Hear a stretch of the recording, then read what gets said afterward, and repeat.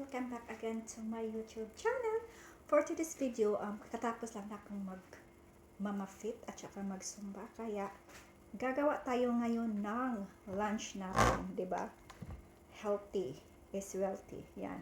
May maliit portable ako ditong mixer, kaya dito tayo gagawa. Ang gagawin pala natin ngayon today is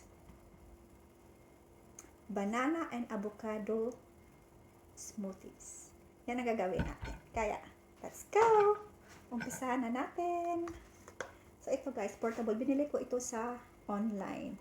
Cheap lang ito. Kaya, siguradong tipid kayo sa budget pag pwede nyo naman dalhin ito sa, sa labas after ng paggawa ninyo sa smoothies niyo. So, yan lang. Hiwain yung banana. Tapos, direct na ito guys ha. Yan. Pwede din kayong gumamit kahit anong klaseng prutas. Pero ito yung prutas na gusto ko. At saka meron ako. Kaya ito lang. Yan. Isang banana. O, tingnan mo, puno na siya. Squeeze ko lang yan siya. Tapos, may avocado ako dito. Yan. Hiwain lang natin ito. Tapos, squeeze. Yan, perfect. Pwede mong ubusin o kaya gamitin lahat or kalahati. Yung sa akin, kalahati lang. Yan, oh.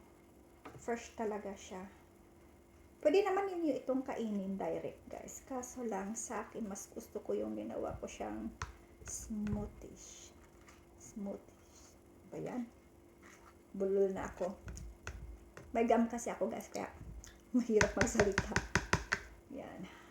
Pagod ako guys, 2 hours yung fitness ko today.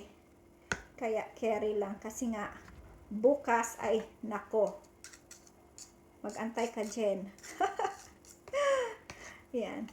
Tapos, after that, kung meron kayong nuts or almond nuts, pwede din. Meron sana ako nitong hazelnuts, kaso lang, hindi pa naluto guys. Yan. Kaya bukas na lang yan.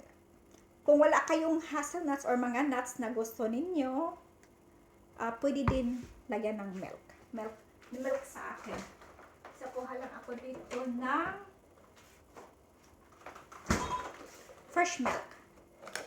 Yan. Fresh milk. So, lagyan ko lang siya ng konting fresh milk.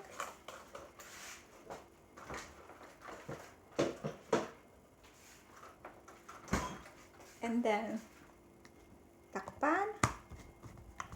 Yan. Tapos, sabi niya, in between daw. May dito guys. O, ito. Ito yung on and off niya. Kaya, diba? Ang dali lang. Portable yan siya. Mix lang. Pwede nyo i-twist. Pwede nyo ganon. Tapos pagtapos na, wala. Pwede nang inumin. So, cheers! Stay healthy guys. Lunch for today's video.